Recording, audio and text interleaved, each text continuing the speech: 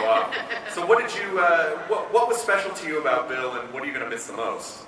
I think what was really special to me about Bill was that she's so real. I think she feels very, there's so many different elements to her, you know, she's very quick-witted and she's very inquisitive, but someone put it quite well today during one of our roundtable interviews, you know, there's sort of like childlike curiosity to her as well, which I think is great, because I mean, who wants to grow up? And I think that's one of the things that I really like about her. You know, there's a lot of, she's very strong-minded, and she really believes in what she does, and I think she does everything quite deliberately. But then, you know, accidentally she'll sort of wander off and get nearly dragged into a puddle. I emailed Matt Lucas last week just to say that I think Nardo is a triumph. I loved him. Thank you.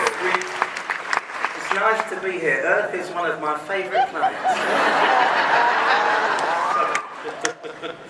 I mean, for you, you know, I assume that you were probably, I've always been a huge Doctor Who fan. Yeah, I mean, growing up I was a fan, and then when I was about 13 they stopped making it for about 1 million years, which was a bit inconvenient, but yeah, it's a pinch yourself moment when you get asked to be in the show. So every single day I walked on set, I felt very, very lucky to be there.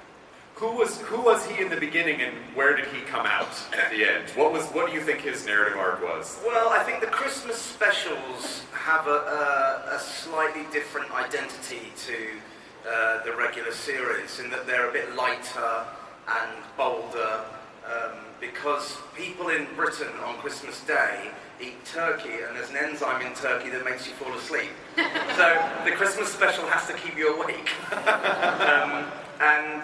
So Nardole was very broad, I think, at the beginning, and I just thought, oh, I'm just doing a cameo in Doctor Who, what a treat.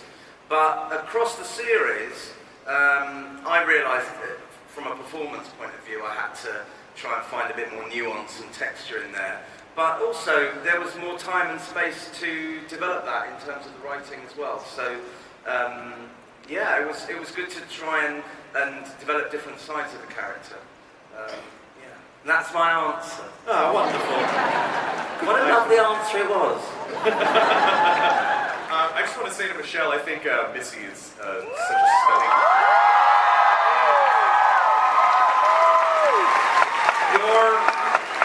Your portrayal of her is so gorgeous and layered, and because I think, you know, with a character like the Master or Missy, there could be you know, oh, this is an evil character, but she's not. She really seems like she wants to do good. She's really struggling against her own nature. Did you feel that with her? No, absolutely. It's that tug of war, you know, of shall I do something good or shall I do something bad? Obviously, I'll do something bad. It's just the pull to darkness is too strong. And but what was fun was to sort of, you know, toy with the idea of being good. And also I think to get away from that two-dimensional character that she could have been, it could have been, you know, black and white, is to sort of sit in that area, in that kind of grey area of emotionality, where it was interesting to possibly try on good for a minute and see how that feels. And it was really hard, actually, when you're looking into a face like Peter Capaldi's with those great big blue watery grey eyes, and just want to kind of, you know, be his friend, and then obviously not. It was difficult. It was a challenge. He presented me with a challenge. He really did, because it's hard to act with this man and not want to be your best self. but it's also that arc of friendship. Yeah. And these beings who've been around for so long, and that relationships are naturally complex. And well, that's it. There's the history there. That, you know, there was a great friendship once. And it is a little bit like, you know, that friend that you all had, that you were very close with, and then one day that friendship just starts to crack and break, and you have a little bit of distance and time, and then you meet them again 100 years later, and you remember why you deleted them from your phone in the first place. It's that type of dynamic. Love, hate. And also really fun to see John Sim come back too. And Well, be able to. I have to say, if I'm going to love myself, it was very nice to get a chance to love John Sim. Yeah, but Missy shuts him down. Like he goes for it. And Hell, she's she like, does. Yeah, she crushed him like a bug. Yeah, no, it was all very wrong, Stephen. There was something very wrong about all of that, indeed. But yes, it was an acting challenge that I hope we rose to. You wanted to do it with a beard, though, didn't you? I did it with a beard. how do you think she is? How do you think she's dealing? Because everyone would love the opportunity to look at their younger self and say, "Stop being an idiot." Because he's obviously very singularly focused, and she's much more grown up and complicated by this point. So, what is it that you think she is really wanting to convey to him in the last moments, where they essentially stab each other in the back? It's interesting that they kill each other. Somebody suggested it might have been suicide. That's a little dark. I think it's just that you've just got to stay open to whatever is put in front of you and stay flexible, and that would be it. So she was just basically telling John Sim to do some yoga.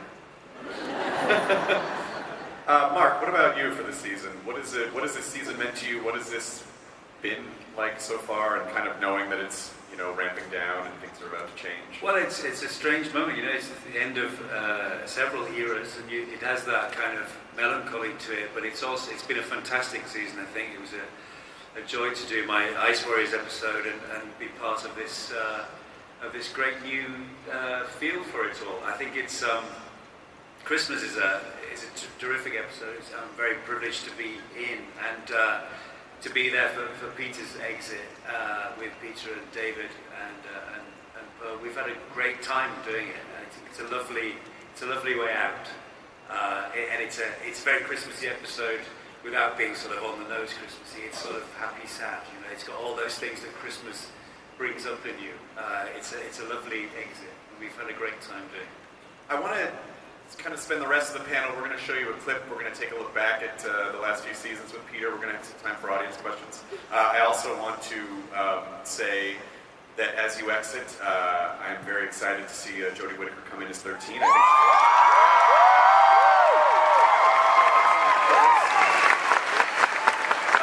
But at the same time, I'm also very sad to see you go. And this is the thing that the show has done with us since the beginning, which is someone new comes in, there's about 5 minutes where you're like, I don't know about this. And then after 2 episodes, you're like, please don't go anywhere ever, That was the same speech you made the last time I was here. It's 100% true. Not any less true. You're absolutely right. Because that's what the show does every single time. And you can see Pearl and Nara, like everyone is freaking out that, and you saw the, don't go anywhere, I mean, this show is about attachment and having to rip that away and get reattached the entire time, which spiritually is what it must feel like to be the Doctor, I would imagine. Well, it's astonishing. To be honest. I just wanted to say that I think Jodie's going to be amazing. I spoke to her the other day, and she's so full of excitement and so full of passion about the show. She really, really loves the show. And she's a brilliant actress, so it's really, really thrilling to know that it's in the hands of somebody who cares for it so deeply, and it's going to do really, really exciting things with it. So she's a great choice, as far as I'm concerned. Yes, I agree.